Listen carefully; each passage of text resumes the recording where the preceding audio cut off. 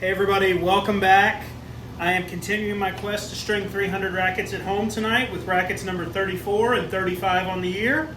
Dunlop LX800s. Similar to racket 33 actually, these rackets are from the grandparent of two students that I taught, actually twin brothers that I taught, and same as the other one, she actually found me outside of them through a referral from another local player. And it took us a little bit of time to kind of get her dialed in and figured out, but we have. And at this point, we're using Tourbite 20 as a main at 57 and Tecnifibre NRG2 16 as a cross. So she gets that nice polyester spin potential from that thin 20 gauge main, but she also still gets the comfort and the pop off of the 16 gauge NRG while also kind of still maintaining some durability. Because the polyester main is so thin and the multi-filament cross is so thick, she still gets decent durability while getting the playing characteristics that she's looking for. So let's get these strung up and get a DT on them and get them back to her.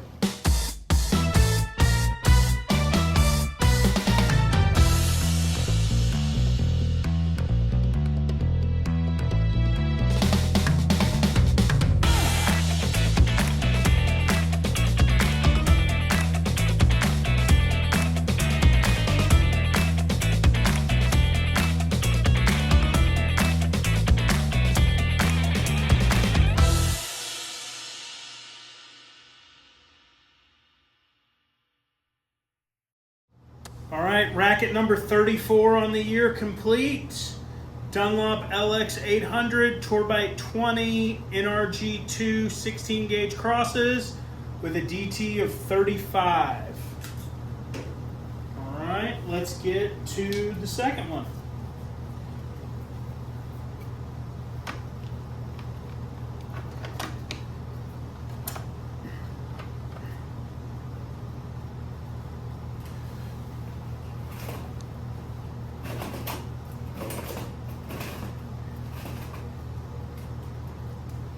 So something that is a little out of the norm and a little different that I do on these rackets compared to almost any other racket, any other string combination. With this string being so thin at a 20 gauge, which for Solinco comes out to a 1.05. It's very, very thin. So it has a tendency when tying pro knots to allow the knots to sink into the grommet, even if I try to pull against them and hold them out so that they don't do it. So one of the things that I do with this string, with this 20 gauge Solinco, is I actually tie Parnell knots instead of my normal pro knots, so that they are a little more bulky and they stay out of the grommets so that they don't damage the grommets as much, and it doesn't have potential for it to creep inside the frame and potentially damage the frame.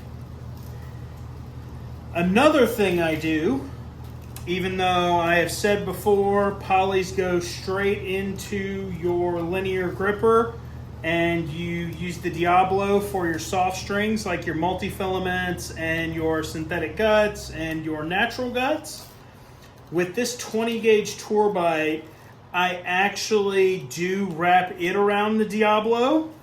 Again, because it's so thin, I want to make sure that the grip plates on the tension head can grab it without a problem and it's not going to slip, and I'm going to get an accurate tension every time.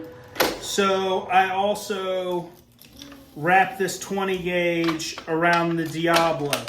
That's something that, again, my pattern doesn't change. I don't change a whole lot of things, kind of regardless of what I am stringing or what I am doing, so that I can stay consistent. But with the 20 gauge, I wrap it around the Diablo, and I will tie Parnell knots instead of pro knots to increase the chances that the knot is bulky enough that it stays outside of the grommet and doesn't sink in and potentially cause damage to the grommet or the frame material. All right, let's get back to the high speed so you don't have to hear me babble for another 12 or 13.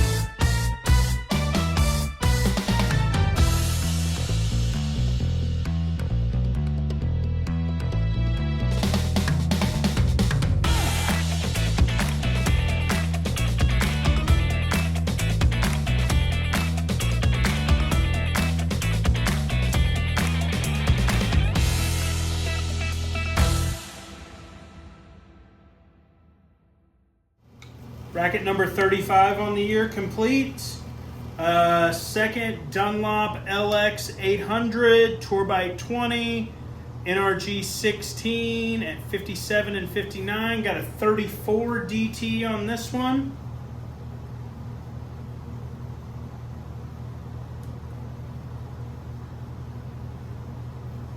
Check it again. 34 again on this one. So 2 more rackets complete, numbers 34, 35 on the year. Still have to label them, and for this particular client, I actually change out their overgrips when I string them as well, so still need to do that. And then I will shoot her a message, let her know they're done, and they're ready to be picked up. If you liked what you saw today, please like the video. Please subscribe to the channel so you'll see more of it. If you'd like to help me on my quest to string 300 rackets at home in 2025, please share with your friends. Refer your friends to me.